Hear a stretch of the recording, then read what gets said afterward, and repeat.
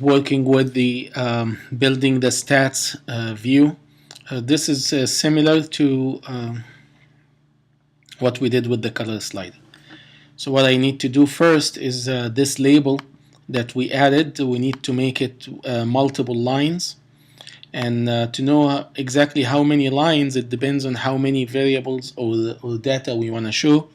If we go back to the implementation file, in the record results, that's where we set all the results. So you see we have a high score, low score, total games, and recent scores. So this is four different things. So we want to make that label capable of holding four different lines. So we change the lines to 4, increase the size a little bit. Increase the size to make sure that it can hold 4 lines. And I want to take out the label text from here and name this view game stats. And then we need to create an outlet for this label. So click on the assistant editor, control, drag, and then we call this label stats output. And then we go to the implementation. So in the implementation, we just want to retrieve those 4 variables that we recorded in the user default, retrieve them, and put them in the label. So these are set up in the user defaults as floats and integers in the standard user defaults that we defined here in the view.load in the view controller class. So we switch to the stats view controller, and in the view.load in the stats we need to retrieve and set that label to the stats. So first we start by retrieve an object for the standard user defaults. So this is gonna be created using an NS user defaults. We give it a name, and we use the send a message to NS user default to get the standard user default. Then we need to retrieve the low score, high score, total games, and recent score. So these will all float except total games that was integer. So we can say integer total games equal. So we use the defaults and we say integer for key, and the key here will be total games. Now the key has to be exactly the same. The string you use here as a key has to be exactly the same as the string you used to set that integer in the default. You may even consider copy and paste. Then float, and we'll say this is low score equal defaults, and this was float, so float for key, and this will be low score. Same for high score, defaults, float, and this will be high score. Then recent score, defaults, float, and this will be recent score. Then we need to define or format a string for the output. So we can call this ns string, and this will be stats output,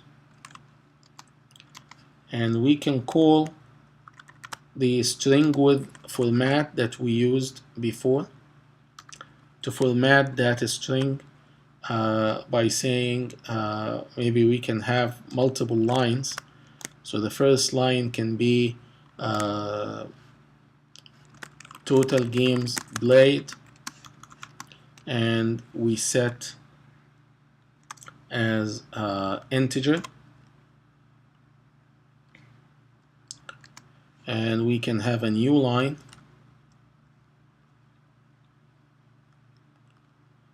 and have, or we could just leave it this way, total game played, and then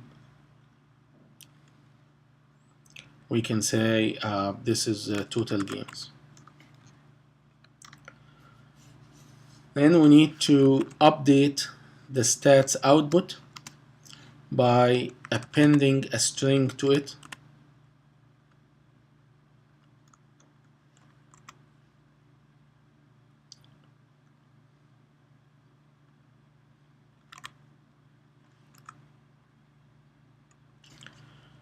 So string by appending format, which returns a string made by appending to the receiver a string from that format, and then we add to it, we'll say recent new line first, and then we say recent score, and recent score, this will be float, and we just want to display 0.2 float, and we want to display the percent sign, and this will be recent score.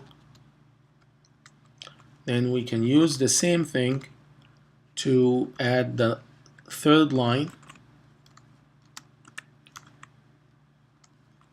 and this will be /n and low score,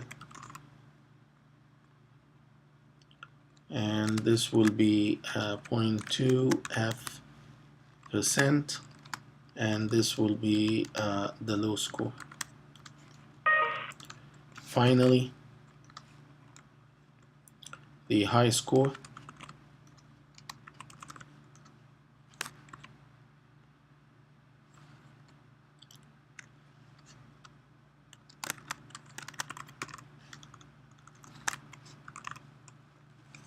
and we say this will be 0.2 f% and high score.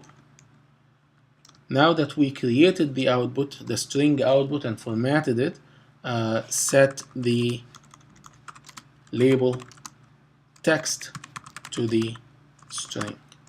So we say label, or we can send the message to label, and we call this label, what did we call this label?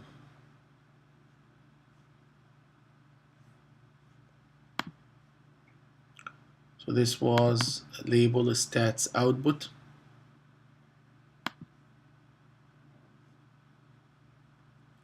Label stats output, and we call set text, and will be stats output. And this label, for some reason, was not synchronized, so we need to come here and synthesize, I mean, and this is label stats output.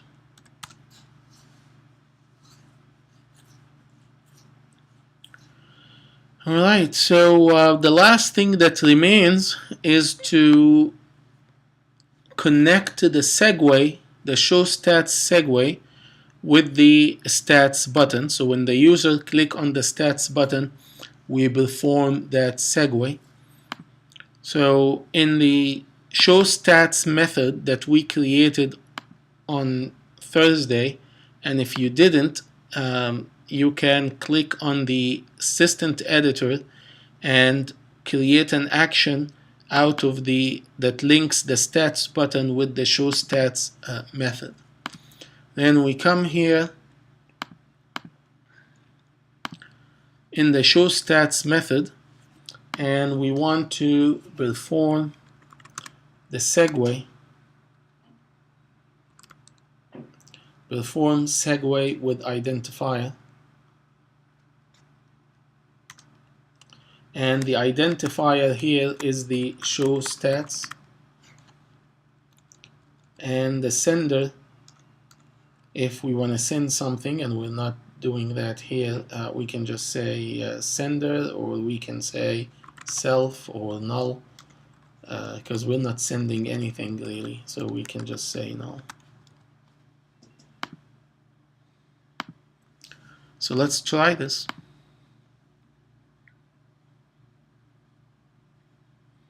So we play a game.